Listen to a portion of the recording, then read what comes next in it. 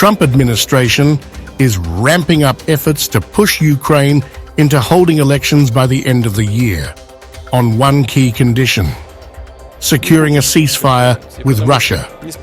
If successful, this move could drastically reshape war-torn country's political future. President Donald Trump's top envoy for Ukraine and Russia, Keith Kellogg, insists that elections must take place, emphasizing the need for Ukraine to follow democratic norms even in wartime. Since returning to the White House, Trump's approach to Ukraine has shifted. His administration is now considering linking a temporary ceasefire to Ukraine's long-delayed presidential and parliamentary elections that were suspended when war broke out. Kellogg has made it clear Ukraine cannot afford to delay the democratic process any longer. Most democratic nations have elections in their time of war. I think it is important they do so. I think it is good for democracy. That's the beauty of a solid democracy.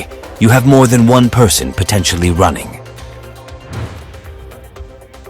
Washington's stance is drawing comparisons to Kremlin rhetoric. Moscow has long claimed that without fresh elections, Zelensky lacks the mandate to negotiate peace. Russian President Vladimir Putin has already stated that any agreement signed by Zelensky would be legally questionable unless Ukraine holds elections. While the Trump administration has yet to formally demand elections, officials in Kyiv confirm that Washington has repeatedly raised the issue, both during the Biden presidency and now under Trump. However, Ukrainian officials remain deeply skeptical. They argue that holding elections during wartime could fracture the country's leadership, create internal divisions, and open the door to Russian influence operations.